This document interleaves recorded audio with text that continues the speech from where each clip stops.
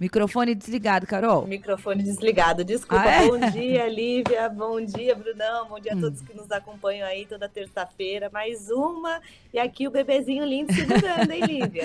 Estamos firme e forte. O pessoal manda aquele negócio da lua, mas estamos aqui, estamos tranquilos, graças a Deus, dentro do prazo estabelecido, é o que importa. Amei, isso mesmo. Carol, nessa terça-feira temos um convidado e diferente do que o pessoal está acostumado, não é muito da nossa vertente política. Quem está com você hoje nessa terça-feira? Então, Lívia, não é, mas acaba sendo. Acaba sendo. Nossa, na hora que eu vi, eu falei, nossa, tudo a ver. Exatamente, exatamente. Lívia, você sabe que muita gente me pergunta, mas por que você quer se enfiar em política? Por que você gosta disso? E, Lívia, a resposta está nessa conversa que a gente vai ter hoje. Nós somos responsáveis por, se puder, fazer alguma diferença para quem já começou ali atrás na corrida, né? Eu sempre falo muito da importância do pré-natal, você que está aí nessa fase, um pré-natal bem feito, depois uma primeira infância, com os nutrientes corretos, com os estímulos corretos, né? E hoje a gente vai falar com o professor Júlio Santos, ele é neurocientista, e eu seguia ele já no Instagram, repostava várias coisas, falei, preciso trazer esse cara aqui para nossa região, para o pessoal conhecer ele. Professor, muito obrigada por ter aceitado o nosso convite. Você está ouvindo a gente, professor? Estou te ouvindo. Então tá ótimo, tá ótimo. Lívia, já vou começar com as perguntas aqui, professor. Pode começar, ele tá travando um pouquinho a conexão dele pra gente, Carol. Eu não sei Agora, se... Aí, tá voltando. Vamos ver. A imagem tá indo. Agora... Professor, muito obrigada por ter aceitado o nosso convite. Já vou começar a nossa entrevista aqui com uma primeira pergunta. Qual que é o impacto da pobreza para uma criança ou para uma estrutura familiar? Bom dia.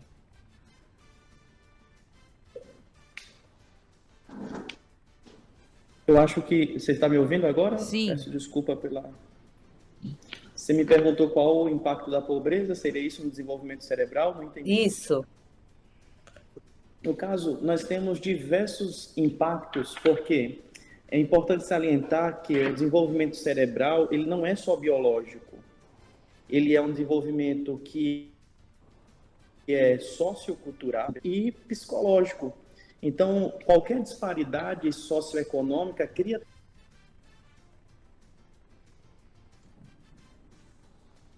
A gente está com um sinal ruim aí do professor, vamos tentar reconectar. Quer falar, professor, sair e voltar no link, de repente melhora.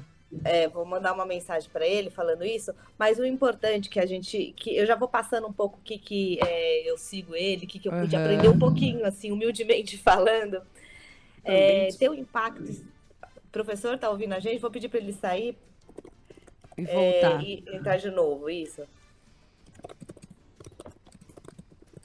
Mas o importante, Lívia, aqui do nosso papo, é que a gente acha que a gente pode colocar pessoas com origens completamente diferentes num pé de guerra igual, né? E a gente pode falar de meritocracia quando tem uma pessoa de uma origem mais privilegiada. E eu sempre gosto de falar isso destacando. É muito bom que tenham pessoas com origens, não necessariamente privilegiadas, mas origens que tiveram condições, que tiveram uma estrutura familiar, que tiveram os bons incentivos na primeira infância, principalmente, que eu acho que é a fase mais importante do 0 ao 3 e do 0 ao 6, né, estendendo um pouquinho. Essas crianças que tiveram esses bons estímulos, e temos que ter cada vez mais crianças nesse cenário. Professor, o senhor me avisa aqui quando eu entrar, viu? Elas estão em diferente nível de competição das crianças que estão em uma situação de vulnerabilidade, que já começaram com um pré-natal mais desfavorecido, que não receberam os nutrientes corretos, e depois, durante a primeira infância, não receberam aqueles estímulos corretos ou tiveram uma estrutura familiar muito prejudicada. E o que o professor fala no estudo é que justamente essa infância machucada, difícil, que a criança não recebeu a alimentação correta, a importância da alimentação correta, a importância dos pequenos estímulos, conversas com a família, amor dentro de casa, que isso acho que muda tudo acima de tudo, né? isso tem um impacto no restante da vida inteira daquele adolescente, daquele adulto.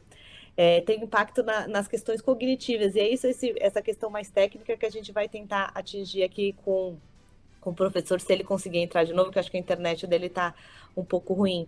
Mas a gente fala muito sobre isso aqui, né, Lívia?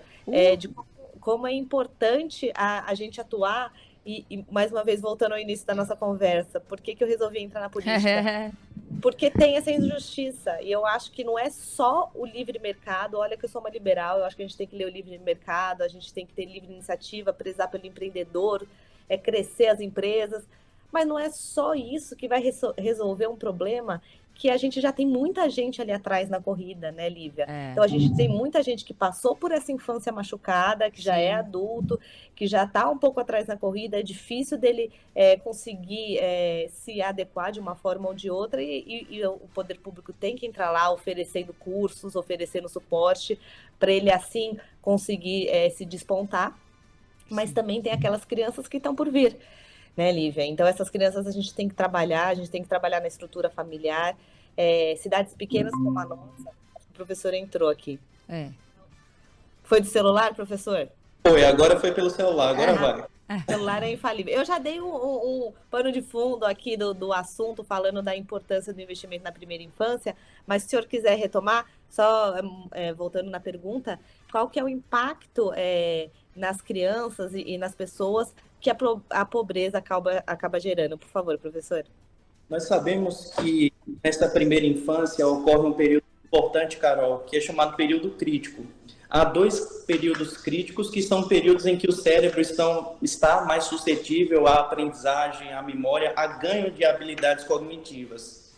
E nesse momento, alguns elementos são essenciais, como, por exemplo, alimentação, sono de qualidade, estímulos para essa criança, para que ela tenha um bom desenvolvimento, para que ela possa atingir os marcos do neurodesenvolvimento, como marcos de linguagem, motricidade grosseira, motricidade fina.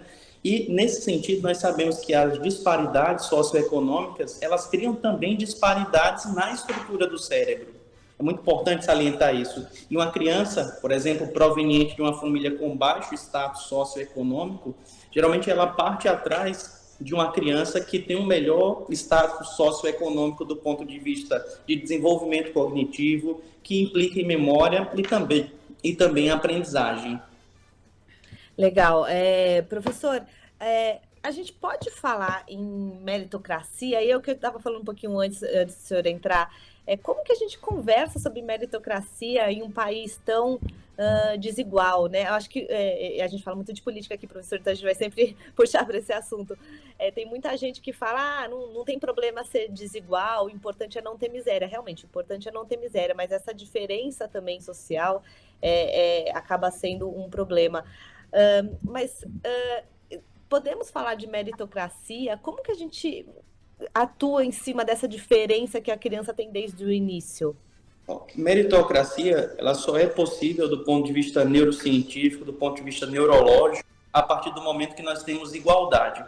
Vamos colocar aqui alguns exemplos. Se eu tenho 2 crianças que receberam as mesmas oportunidades, elas estudam na mesma faculdade, na mesma universidade, no mesmo colégio, nós não podemos dizer que, porque elas têm essa mesma oportunidade, elas vão ter desfechos iguais e positivos. Por qual razão?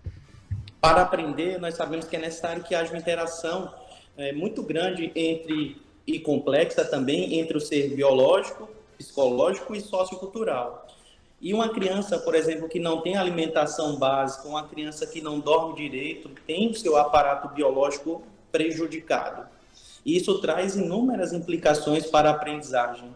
Então, por mais que 2 crianças tenham as mesmas oportunidades, não quer dizer que elas estão partindo do mesmo ponto. Vamos imaginar que eu tenho 2 crianças em um bom colégio, mas uma entrou por uma bolsa, por exemplo, e outra tem os pais ofertando o que é necessário. Uma dessas crianças não se alimenta bem, não dorme bem, vive em situação de estresse, elas vão ter desfechos diferentes. Então, do ponto de vista neurocientífico, a meritocracia ela é tida como uma balela. Uma criança desprovida de alimento na fase inicial da vida tem um prejuízo muito grande na aprendizagem, comparado a uma criança que foi bem alimentada nessa mesma fase, mesmo que elas estudem, por exemplo, no mesmo colégio. E é por essa razão que a neurociência existe, trazendo esses elementos principais e essenciais para a aprendizagem, de modo que a educação ocorra de uma maneira que seja aceitável e desejável. O senhor comentou sobre estresse, né? Eu vi um post do senhor, vou falando sobre os posts porque eu gosto muito deles, eu sempre reposto. Uma família que tem essas questões financeiras, que acorda, não sabe muito bem o que vai comer, como a criança vai chegar na escola, que tem essas preocupações básicas, acaba impactando porque ela não consegue pensar num degrau acima, né? E isso é uma das coisas que o senhor fala. O senhor pode discorrer um pouco mais sobre esse assunto, por favor? Claro, porque nós sabemos que o café da manhã, por exemplo, afeta positivamente a aprendizagem em crianças, por exemplo, em termos de comportamento, em termos de cognição e em termos de desempenho escolar. E vários estudos demonstram que não tomar café da manhã tem um efeito negativo no desempenho cognitivo de crianças, particularmente no domínio da memória e da atenção. Isso nós podemos, claro, de maneira mais branda, mostrar a algumas crianças, e é moda pular esse café da manhã, mas quando eu falo da ausência de café da manhã, não é por seletividade, não é por escolher pular o café da manhã por vontade, mas crianças que não têm esse café da manhã. E esse afeto negativo, em virtude da ausência do café da manhã, é muito mais proeminente em crianças abaixo de 13 anos de idade, por conta desse período crítico do cérebro de desenvolvimento. A gente vê aí que o problema é bem profundo, né? E também tem as questões, né, professor, que o senhor fala, das escolhas. Acaba que essa família que tem esses problemas, que tem que, poxa, um pai, uma mãe que tem que se preocupar com dinheiro, como é que eu vou pagar meu aluguel, e vive sob aquele estresse que o senhor comentou, acaba não fazendo o planejamento de longo prazo, não tem nem como, né, professor? Isso impacta na criança também, né?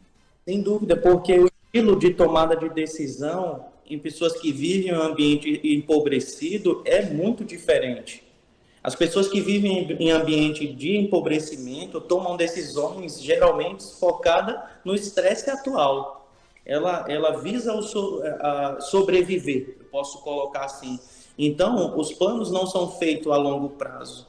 Então, dessa forma, né, muitas vezes, às custas de objetivos futuros, você escolhe o agora.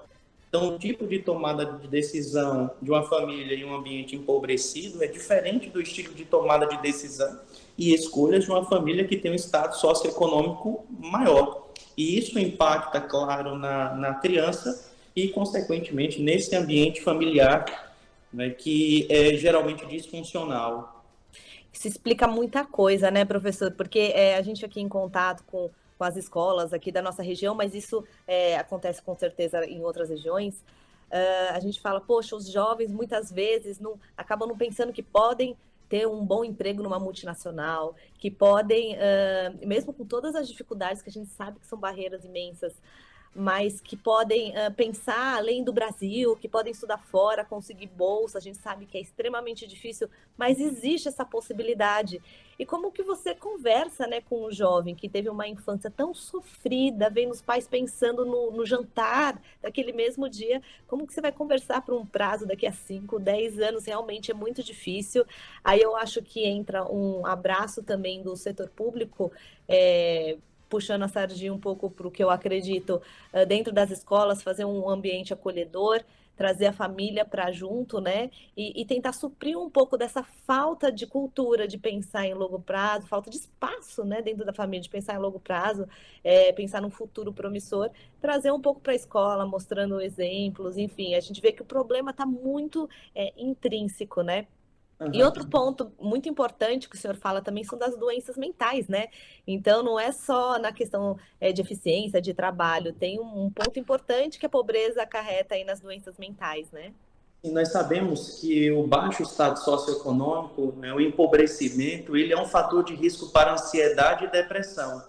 E, por sua vez, essa ansiedade e depressão legitima ainda mais a pobreza. Então, veja que é algo recíproco, bidirecional e vira uma grande bola de neve.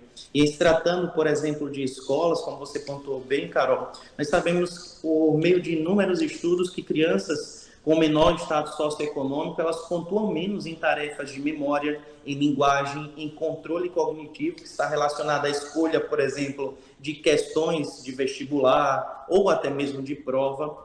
Está relacionado também a um menor teste de inteligência e testes que medem também o desempenho acadêmico, e geralmente elas são mais propensas a falharem nos cursos e abandonar também a escola, bem como a faculdade. Aí a gente vê a importância de uma renda básica, né, professor? Que aí gente de esquerda, de direita, liberal, conservador, todo mundo apoia, para você dar um básico de respiro, que a gente sabe que é o básico mesmo, para comprar o básico do alimento, pagar um aluguel, se possível, né? Para conseguir dar um pouquinho de respiro para aquela família conseguir pensar numa alimentação boa para os filhos, conseguir mandar os filhos para a escola com paz, a mãe poder ir trabalhar, que é essencial também, a mãe poder ter essa opção, né? E, professor, se tratando de um problema muito importante, e o dia que os nossos políticos perceberem que grande parte do Brasil do futuro está em resolver isso, qual é a solução, né? O senhor tem alguma regra, alguma forma para a gente conseguir recuperar essas crianças que estão por vir ou que já estão numa situação desfavorecida? Os programas, eu vejo uma luz, confesso que é muito difícil você enxergar e ter perspectiva mergulhado colocar assim, nesse buraco, mas os programas de transferência de renda, eu vejo como uma luz no final do túnel para que essas crianças e esses adolescentes tenham o básico, como você pontuou, independente de posição política, para que possam se desenvolver, para que possam ter um sono de qualidade, porque imagina, se você não tem alimento, se você está preocupado com o que vai acontecer amanhã, como é que você dorme bem? Como é que você pode sentar para alocar o teu foco e a tua atenção para aprender matemática, por exemplo, para aprender química e física, que requer uma atenção e um foco absurdo, e isso vai gerando uma grande bola de neve, Carol, porque nós sabemos que um sono de má qualidade, nós sabemos que um sono de menos de 7 horas, por exemplo, para uma criança, afeta, mais uma vez, as emoções, os sentimentos, afetam a atenção, afetam a memória, a aprendizagem. Então, sem ter o básico, não tem como adquirir conhecimento e não tem como competir por igual. Mas eu penso que os programas de transferência de renda sejam uma luz no fim do túnel para essa situação. Sem dúvida. E aí, falando um pouco de iniciativa privada também, a gente apoiar o máximo possível esses projetos aí, saindo do básico, né, saindo do sono, da alimentação, mas esses projetos de cultura, de colocar a criança no mundo de tecnologia, para você abrir os horizontes dessa criança, né? Mais uma vez, eu acho que é um dever da sociedade como um todo, não só do Estado, né, mas da iniciativa privada também aí, colocar um pouco de responsabilidade, assumir para si e falar assim, poxa, vamos apoiar esses projetos, tem tanto projeto de música, de dança, que leva as crianças para outra cidade, às vezes as crianças nunca saíram da sua própria cidade, para ver outras coisas, abrir os horizontes. Então, é muito importante isso que o senhor está passando, porque mostra para a gente a raiz do problema, que é o que a gente sempre comenta aqui, professor, como que a gente atua nessa raiz desse problema e como que nós, como cidadãos comuns, podemos apoiar também para que essa diferença mude um pouquinho, né? Professor, eu quero te agradecer imensamente. Eu sei que o senhor tem aula para dar, então agradecer que o senhor atrasou um pouquinho aí a sua aula e falar que foi muito importante falar com o senhor, porque eu sou uma admiradora aí do seu trabalho, das suas falas, e falar para o pessoal que tem o livro dele, incrível, que chama O Cérebro e as Emoções. Eu estou louca para ler aqui, já vi muitas recomendações. Muito obrigada, viu, professor? Fica à vontade aí para ter o seu espaço. Eu que agradeço, Carol. Muito obrigado. É muito importante poder disseminar ciência, disseminar o quanto a neurociência pode contribuir para esses jovens e adolescentes. E uma fala que eu gostaria de ressaltar aqui, que não é algo determinante. Não é algo que aconteceu, é impossível modificar isso. É possível, o cérebro tem uma capacidade absurda de adaptação. Ele se adapta ao ambiente disfuncional, mas ele também se adapta a novos estímulos. Então, quando nós tivermos estratégias para tentar proporcionar um ensino de qualidade para essas crianças, alimentação, sono, é possível sim ter mudança. Então, mais uma vez, muito obrigado pelo convite, estarei sempre à disposição. Eu acho que essa sua fala final é a inspiradora, era o desfecho que a gente precisava ouvir mesmo. Obrigada, professor. Lívia, uma inspiração aí pra gente, né, Lívia? Com certeza, eu estava aqui ouvindo o doutor, eu falei, já pode marcar um novo dia, quando eu voltar da licença maternidade, doutor, porque eu acho que tem tanta coisa para a gente falar com um neurologista hoje em dia, de neurociência, que a gente está vivendo um momento tão crítico da sociedade. Não estou falando que não exista, mas hoje em dia essas questões neurológicas viraram muleta para justificar vários problemas. Hoje em dia, principalmente na educação, na escola, tem acontecido muito aqui em São João. As pessoas depositam, é autista, E fechar um diagnóstico autista, principalmente do espectro autista, é uma coisa muito complexa. Então, assuntos para falar com o doutor, Carol, temos de bardada, como diz aqui no interior. Então, vamos deixar dado aí uma conversa sobre telas, uso excessivo de telas. Aí já estamos marcados já. Doutor, muito obrigado, viu? Principalmente para nós que temos filhos pequenos, é essencial esses bate-papos. Uma boa semana para o senhor aí. Obrigada pela disponibilidade. Um abraço. Carol, a gente encerramos, pelo menos encerramos o meu dezembro com chave de ouro aí. Isso explica muita coisa mesmo. E as influências também, eu acho importante. Além de tudo isso que vocês falaram, são as influências, e aí caímos na tela, né? Não adianta. Eu postei nas minhas redes sociais ontem, dormir está sendo crítico nessa semana para mim por várias questões, ansiedade, enfim. E eu fui parar numa tal de farofa ontem, que estava sendo transmitida num canal de TV fechada. Eu fiquei consternada, de verdade. Estava conversando com uma amiga, falei, eu já tinha ouvido falar da tal da farofa, mas eu fiquei chocada. Porque tem gente que ainda briga por mandar bilhões e bilhões de reais para uma cultura, entre aspas, que eu fiquei envergonhada de ver. É lamentável. Não é preconceito, não. Acho que tem espaço para todo mundo, gosto para todo mundo, mas para quem tem filho pequeno é preocupante demais. É preocupante como um todo, né, Lívia? E acho que no mesmo nível do que a gente vê aí na farofa, que eu também abri o Instagram, dá um susto. Só dá farofa. Só dá farofa. A gente vê também o descarno aí com dinheiro público, que eu também abri hoje o Jornal do Estadão no meu celular.